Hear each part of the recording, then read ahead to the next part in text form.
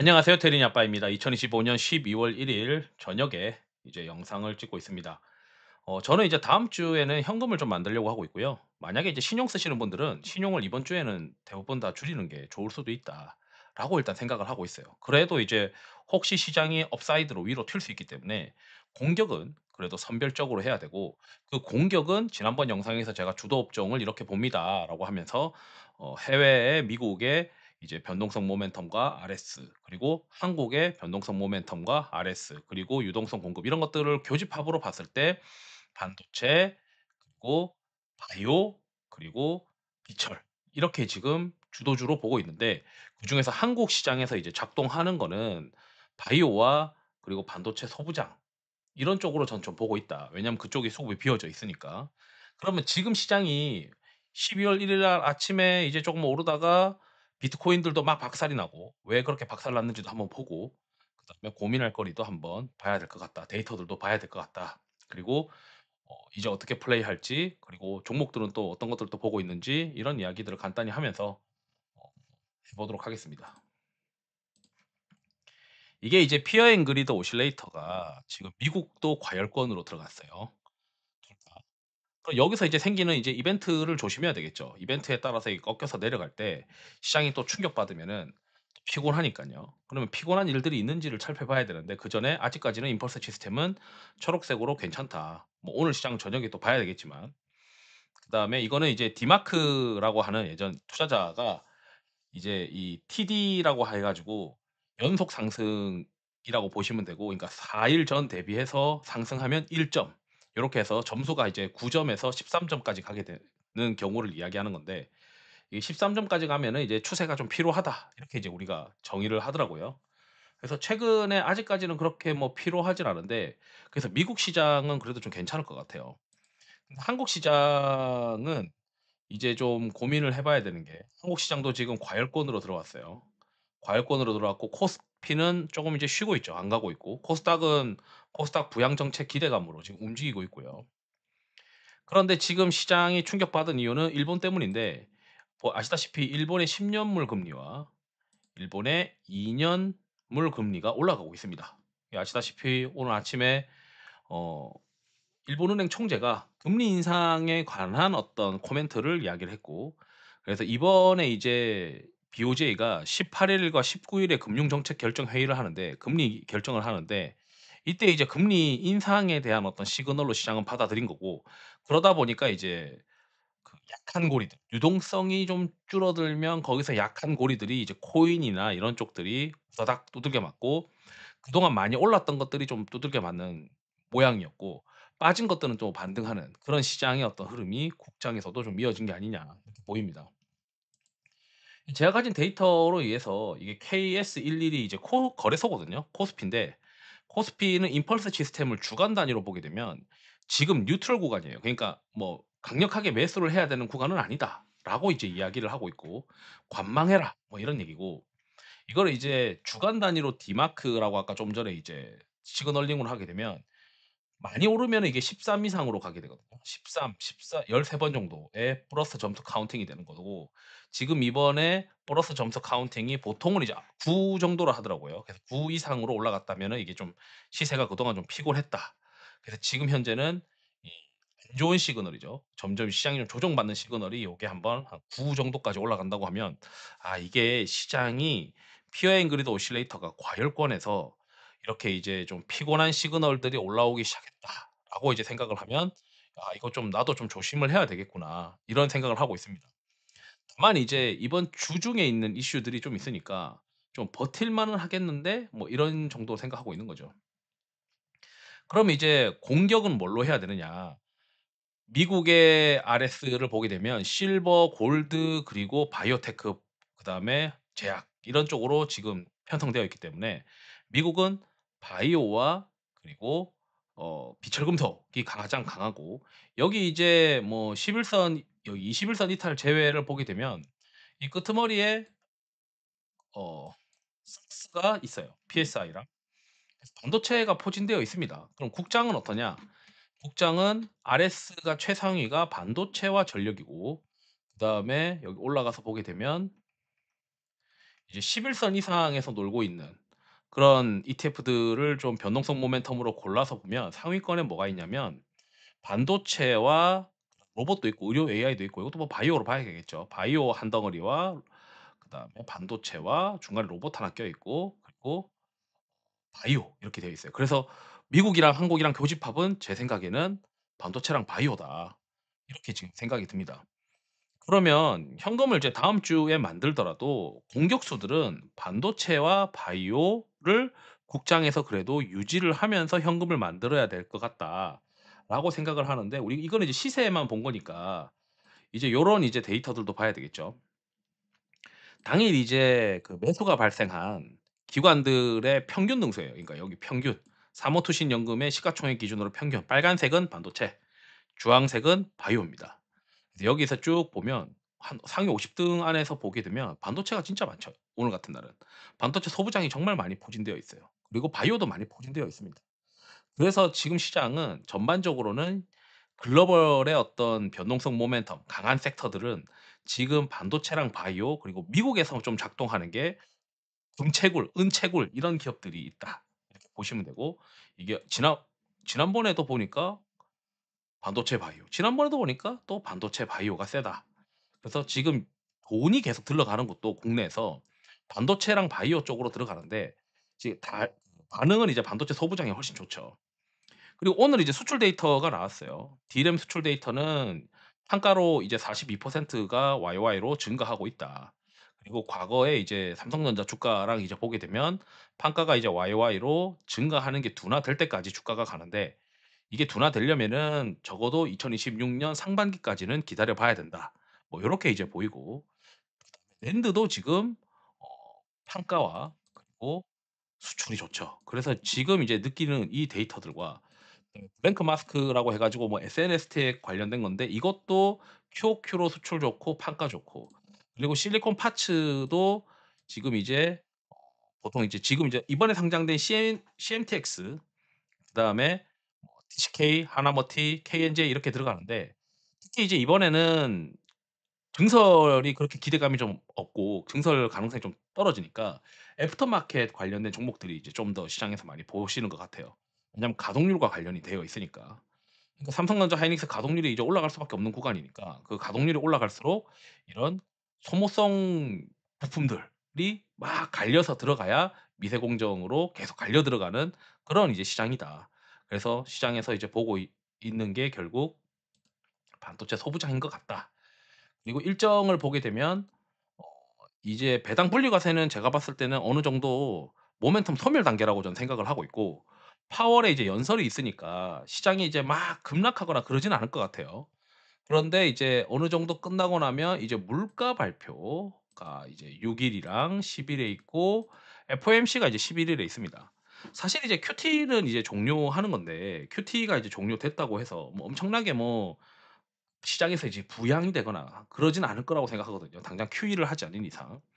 그래서 이제 제 생각에는 이번 주에 이제 엔비디아의 어떤 뭐 컨퍼런스 찬 거나 이런 거를 통해서 어떤 코멘트들이 또 나올 수가 있고 그렇기 때문에 반도체 소부장을 계속 붙들고 있으면서 다음 주 들어가면은 이제 걱정되는 물가 발표들이 이제 막 나온다고요. 그리고 그 뒤이어서 금리 결정 나오는데 이게 금리를 낮추더라도 갑자기 막 매파적인 발언이 나오면 또 피곤하니까 여기에는 너무 이제 '베팅하지 않는 게 좋겠다.'라고 생각을 하고 있습니다.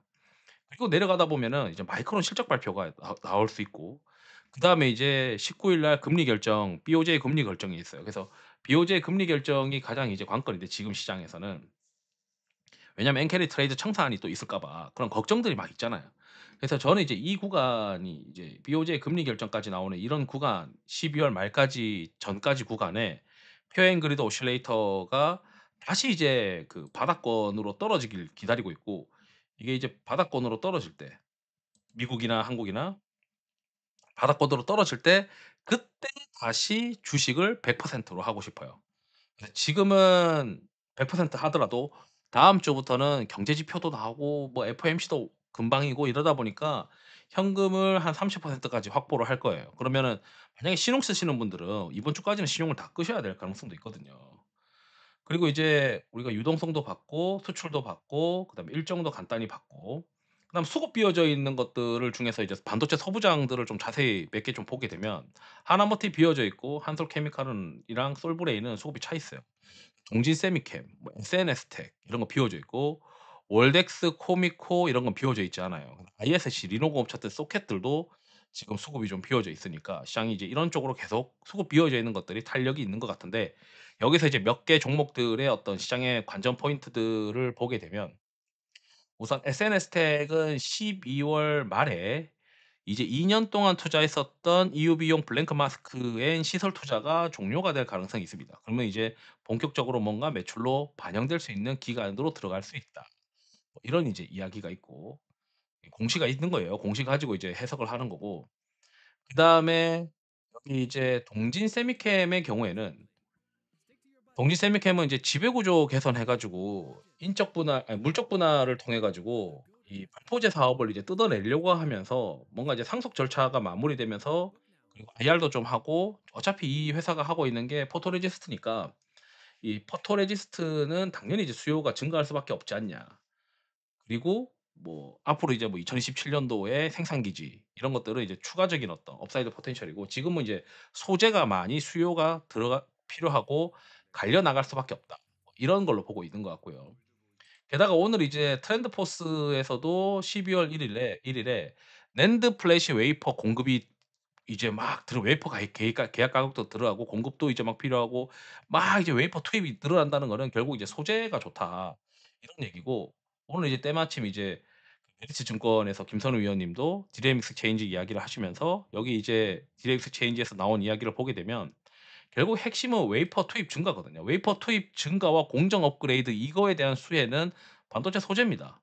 그래서 반도체 소재가 계속 수요가 있기 때문에 뭐 SNS텍이든 동진 세미캠이든 이런 것들을 시장에서 많이 관심을 가질 것 같고 거기에 장비주가 마냥 다 안 되느냐 그렇지도 않아요. 장비주 중에서 새로운 것들이 막 깔려 들어가거나 HBM 쪽으로 들어가는 것들은 또 될 수가 있는데 이게 이제 애매하게도 재밌게도 큐브 프로브에 대한 기대감이 굉장히 너도나도 있어요, 테크윙에 대해서는. 그래서 뉴스상으로는 11월 18 일에 그리고 10월 달에 나온 이제 뉴스가 이제 프리미엄이었던 게 풀린 거고 이제 이게 큐브 프로브가 납품을 진행하고 있고 이게 뭐 "품질 테스트를 통해 수주를 기다리고 있다."라고 이제 되어 있어요.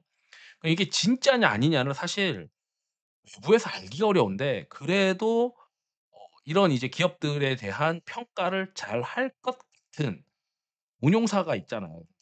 테크윙에 대해서 11월 25 일에 아시다시피 삼성자산운용이 지분 신고 오퍼를 했단 말이죠, 단순 투자니까. 그래서 야 이거 시장에서 이렇게 생각하는 것 같아요.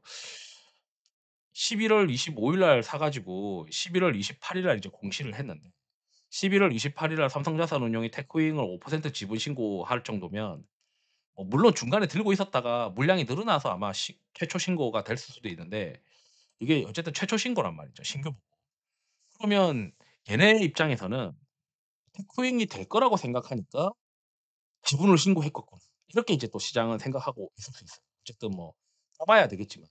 그래서 요런 이제 이벤트들이 있는 기업들도 있다.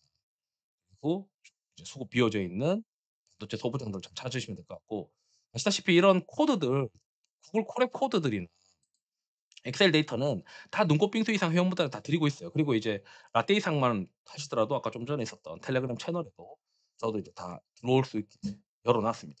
그런 이제 주소들이나 텔레그램 채널 주소는 멤버십 회원용 게시물을 제가 올려 놓고 있거든요. 그래서 거기서 이제 내용이랑 주소 이런 것들은 확인하실 수 있다. 이렇게 좀 말씀드리고 싶고요. 그래서 지금 이제 제 생각은 과열권에서 피곤한 행동하지 말자.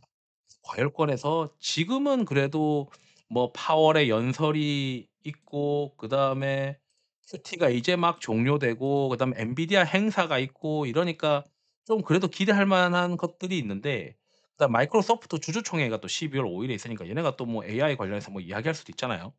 그래서 그런 것들이 있는데 요게 딱 지나고 나면 바로 경제 지표, 물가 그다음에 폼씨로 이어지는 아주 이제 그 변동폭이 높은 이벤트들이 막 많이 남아 있으니까 제 생각에는 이번 주에는 신용 쓰시는 분들은 신용 다 끄시고 다음 주부터는 어쩌면 현금을 좀 찾아야 미리 찾아야 될 놓아야 되는 그런 시기가 오는 게 아니겠냐. 좀 빠르면 아마 금요일 날부터 현금을 또 찾아야 될 수도 있거든요.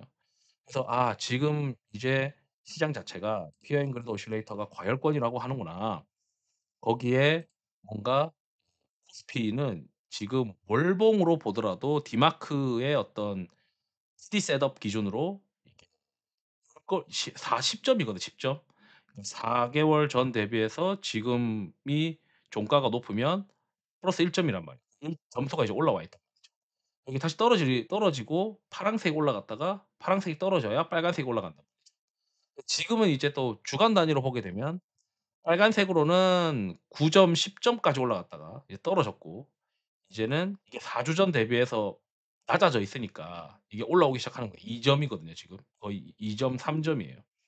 그럼 이제 이게 올라가기 시작하면은 어느 정도 올라가다 보면은 이제 또 다시 빨간색이 올라가는 구간들이 있을 거라고 생각합니다. 그래서 그때까지는 좀 참아야 되는데 게다가 임펄스 시스템도 좀 애매하죠 지금 위치상으로는. 물론 이제 이게 다시 올라갈 수가 있는데 일본의 BOJ 금리 결정을 앞두고서 이게 세게 치고 간다? 최소한 제 생각에는 일본의 이 금리가 더 치고 가는 게 멈춰져야 될 것 같은데 일단 그거부터 확인하자. 지금은 반도체 소부장이랑 그다음에 저쪽 이제 바이오 쪽으로 좀 집중적으로 매매를 하고 그다음에 우리가 현금도 가지고 현금, 반도체, 바이오 요렇게 들고 갈 생각을 점차 머릿속에 놓고 있어야 된다. 그러면 왜 하이닉스랑 삼성전자 하지 않냐? 이 과열권이에요 제 생각에는. 삼성전자, 하이닉스도 지금 과열권으로 수급 과열권이기 때문에 저는 이게 이제 수급이 좀 빈집까지 올 때까지는 좀 편안하게 피하고 싶다. 뭐 이런 거를 제 기준으로 삼고 있기 때문에 어 저는 이제 '소부장으로 지금 해야 된다.'라고 일단 생각을 하고 있습니다. 이상으로 영상을 마치도록 하겠습니다. 투자에 도움 되시길 바랍니다. 감사합니다.